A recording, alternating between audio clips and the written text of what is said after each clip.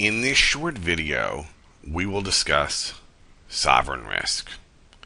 We will first define sovereign risk and then discuss the essence of risk premium associated with this type of risk.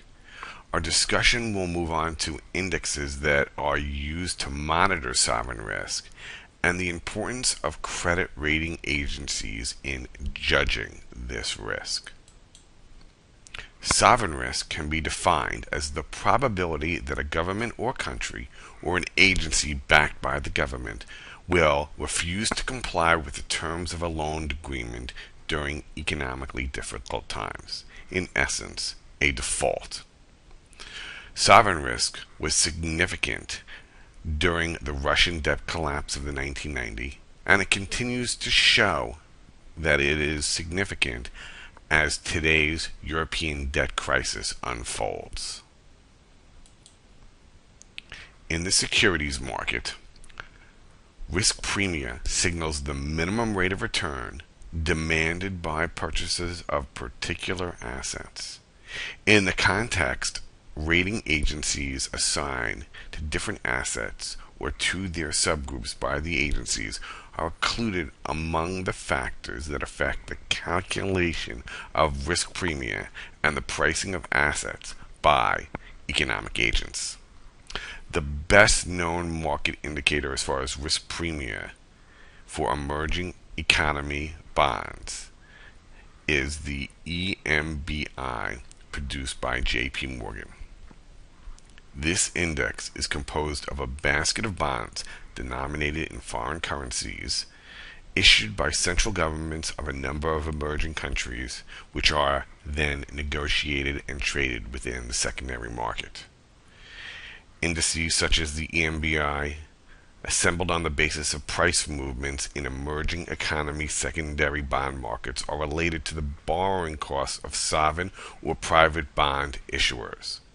The correlation and possible causality between quantitative ratings of sovereign risk and indexes of premia charged in the secondary bond markets are important, given that they have a bearing on the interest rate in emerging economies. In the case where there are no legal or judicial instruments to underpin the compliance of contracts and exercise of guarantees, risk premium is charged to compensate for the credit risk increases in the worst case of a default on a loan.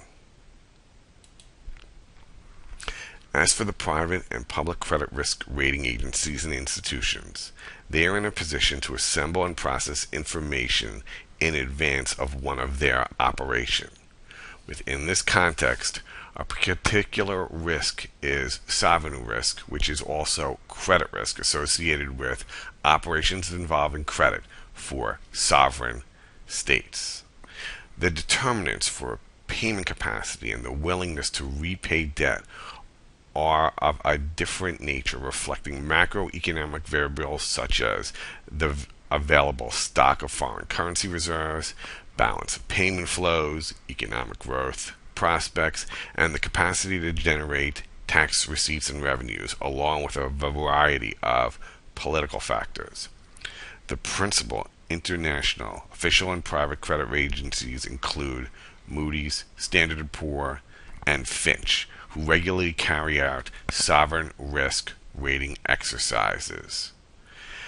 As in the other cases of risk, the rating agencies dealing with sovereign risk seek to assess the capacity and willingness of sovereign governments to service their debt within the maturity dates and in accordance with conditions agreed with creditors at the time of the loans that were contracted. The outcome of this assessment is synthesized into a credit rating, which essentially estimates the probability of a given government defaulting on one of their loans. It is important to understand that sovereign ratings refer only to the capacity and willingness of a central government to honor its debt with private creditors. Depending on the agency, the ratings may also incorporate some expectations of recovery of principal. Moody's ratings are indicators of expected loss, which is the outcome of the probability of default and the expectation of monetary loss incurred by defaulting parties. Fitch, on the other hand, restricts itself to evaluating only the probability of default before it occurs, and subsequently to differentiating the agency's assessment on the basis of recovery of principal. According to the agencies, there are a number of factors that are assessed which could push the ratings of a particular firm above a sovereign ceiling. The probability of a general memorandum in the case of default by a central government, the amount of debt taken into account, the guarantees that are given by the government, the conditions attached to assessing of foreign currency on the basis of regularly large-scale exports, along with the importance of a firm or firms involved with respect of national economy and international capital markets. Sovereign risk is one of the most important risks undertaken when participating in transactions with emerging market bonds, and this should be understood by portfolio managers prior to undertaking this risk.